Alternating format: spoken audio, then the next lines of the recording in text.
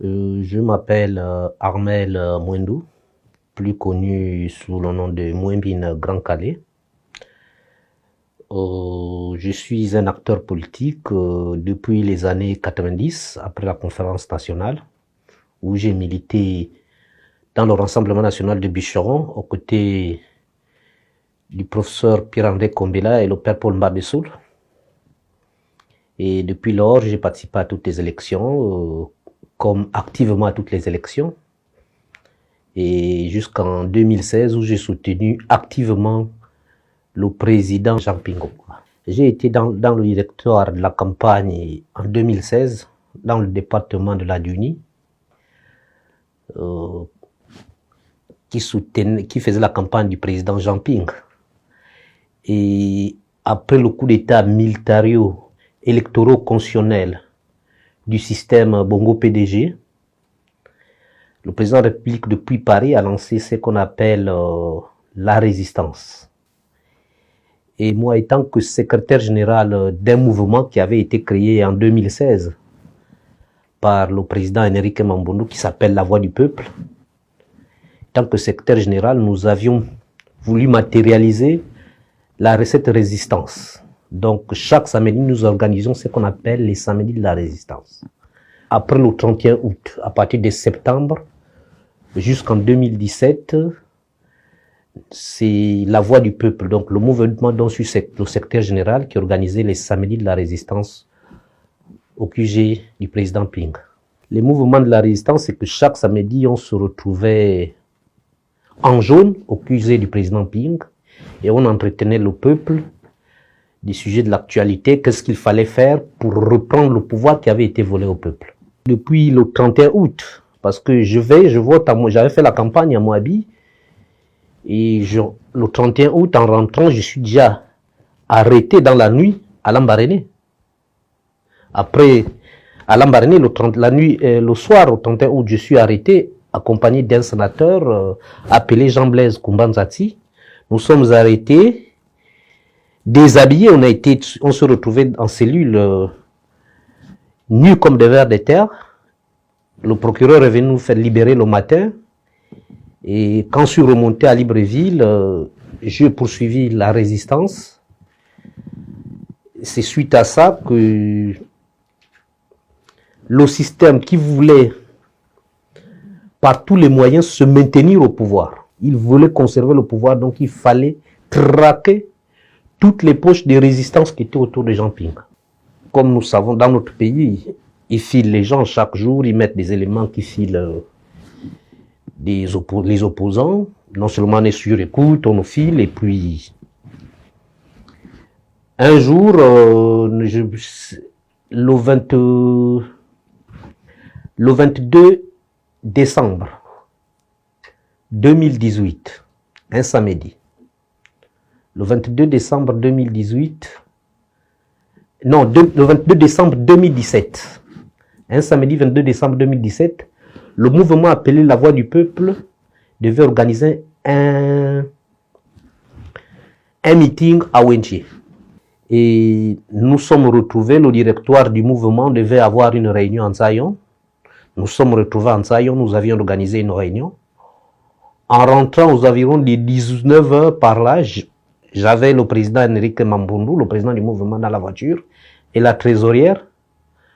Nous avions été pris en chasse par une voiture, une voiture de marque double cabine blanche. Les gars sont venus, il y avait d'abord un taxi qui est venu me couper le devant, je me suis arrêté, et le 4x4 est venu me coincer à la portière du côté chauffeur. J'ai cru que c'était un accident puisque ce jour il y avait un peu de rosée. J'ai même dit au président Enrique Mamboundou, je lui ai dit, mais président, lui là il est sous, alors là, il vient nous coincer comme ça. Mais quand je lève la tête, je vois les trois portières, puisque c'était une double cabine, sauf la portière du côté chauffeur qui ne s'est pas ouverte. Mais les trois portières sont ouvertes et des hommes armés sont descendus. En ce moment, j'ai démarré la voiture en trompe, j'ai ripé leur voiture.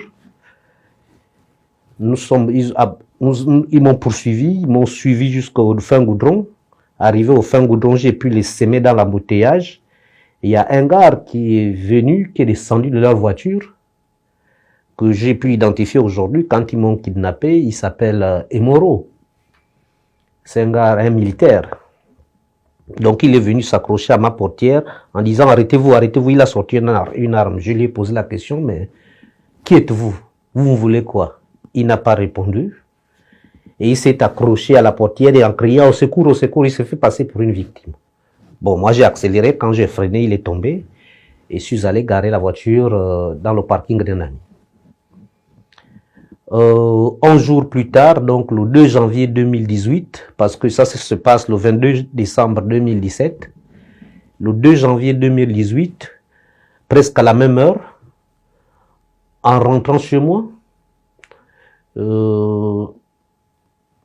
je trouve une voiture, un 4x4 garé devant, à la montée de ma maison, parce que je laisse, pour aller chez moi, il faut laisser la route principale, je prends la voie secondaire. Quand je prends la voie secondaire, je vois un 4x4 garé qui me met les pleins phares. Et je lève la main, je dis, mais qui êtes-vous? Je ne vois plus bien. Qui êtes-vous? C'est comme ça. On dit, c'est lui, c'est lui. Je vois des gars qui sortent avec des armes.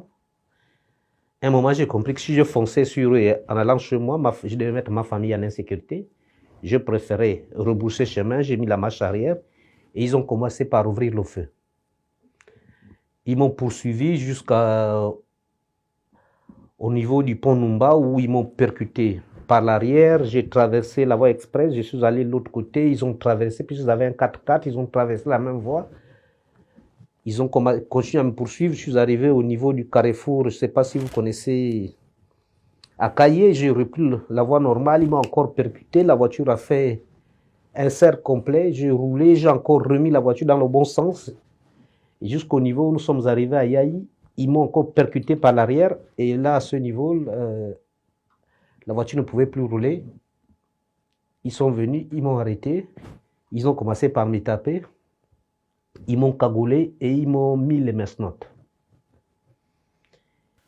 Et ils m'ont embarqué dans leur double cabine. La malchance pour eux, parce que l'œil, l'un des trous de la cagoule était en face de l'œil. Donc je voyais partout, ils m'amenaient. Nous sommes partis, nous avions pris la voie express jusqu'à... Nous sommes rentrés dans le rond-point, dans la cité de la démocratie. Nous avions foncé au milieu de la forêt, à une pente comme ça. Ils se sont arrêtés. Après, ils ont appelé leur chef au téléphone. Non, nous avions pris l'oiseau. L'oiseau a été pris. Quelque temps après,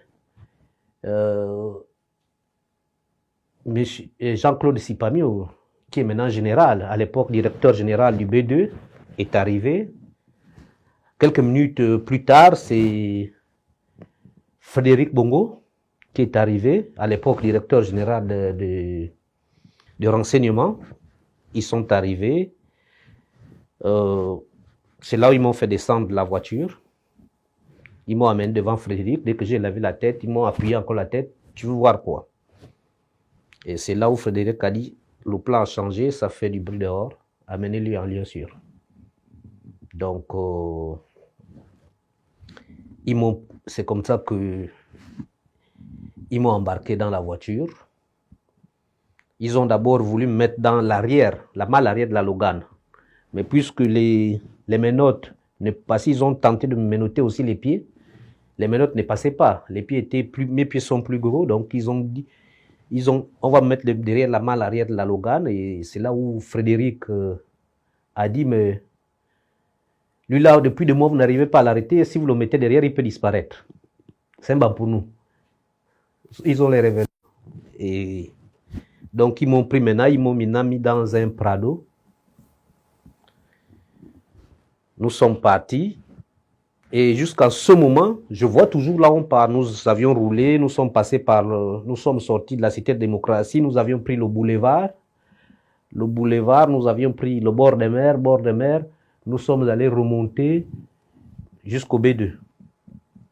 Et dès que nous sommes arrivés au B2, j'ai été reçu là-bas, on m'a posé la question, mon nom, mon prénom, qu'est-ce que je mangeais, qu'est-ce que je ne mangeais pas, si je souffrais d'une maladie. Et ils m'ont dit, à partir d'aujourd'hui, tu oublies ton nom, ils m'ont attribué un autre nom. Et c'est comme ça que le même soir, ils ont commencé par un gars qu'on appelle, que j'ai connu après, il s'appelle Igende Judas. Il est connu sous le nom de Hitman. Lui, là, son travail, c'était le tortionnaire en chef. Parce que son travail, la nuit, il te met le scotch à la bouche, il te met d'abord, tu as d'abord la cagoule, il te met le scotch à la bouche et il te scotche encore les yeux. Donc, tu as la seule place où tu respires rien qu'aux narines. Et tu as les mains scotchées derrière. Et comme moi, je ne voulais pas souvent me plier aux ordres. À un moment, il y a des soirs où il me met encore la menotte au pied, les menottes au pied, il me met il me menotte ça contre la table. Parce qu'on dormait dans la salle de réunion du B2. Et souvent, on te prend, on t'amène, ils ont un endroit qu'ils appellent la mosquée là-bas, le banc d'essai, où on peut aller, on te torture, on te verse de l'eau, on t'auditionne parfois de 22h jusqu'à 4h du matin. Parce qu'ils savent qu'ils veulent savoir, si tu leur dis pas, on te tape. Et j'ai été même, un jour, ça, c'est quelque chose que je n'arrive pas, même, quels que soient les problèmes. Le chauffeur de Jean-Claude Sipamieu est arrivé, où il me dira que toi, tu dis souvent que le patron est gourmand, non? Aujourd'hui, tu vas vraiment nous montrer qu'il est gourmand. Il m'a servi 3 assiettes de riz. Il a rempli les bouteilles d'eau minérale, ça fait 1,5 litre par bouteille. Et il m'a dit, tu vas vider ces assiettes de riz et ces bouteilles d'eau. J'ai tenté de manger, j'ai bu aussi. Il me faisait, je mange et je bois de l'eau. Après, j'ai rendu, il m'a dit, si tu ne manges pas, je t'électrocute. Il me pose la question, tu connais comment on électrocute les gens, comment on électrocute les gens? Tu as déjà vu dans les films comment on tue les gens sur les chaises électriques? C'est comme ça que je vais te faire. Et il a branché le courant. Il m'a mis le courant ici. J'ai même des hématomes, c'est visible, c'est ici. Il m'a électrocuté parce qu'à un moment, j'ai joué la rébellion. Bon. Après ça, honnêtement, j'ai subi des sévices atroces. Atroces. Donc, on dormait souvent. Je suis allé, j'ai trouvé quelques compatriotes là-bas aussi qui étaient séquestrés, comme moi, parce que aucun membre de nos parents, aucune personne autre que ces gangsters ne savait là où nous nous trouvions. Les sévices, c'est quoi? C'est que les gars t'amènent, quand ils t'amènent à leur mosquée, ils appellent le banc d'essai. On te mouille et on te tape. Quand tu ne réponds pas et tu es cagoulé, tu es dans le noir, on te tape, tu ne sais pas celui qui te tape. Quelqu'un te pose une question ici, tu ne réponds pas, on te tape. L'autre te pose une question ici, tu ne réponds pas, on te tape. J'ai passé 306 jours au B2. J'ai été arrêté, j'ai été kidnappé le 2 janvier 2018 et j'ai été relaxé la nuit du 4 au 5 novembre 2018.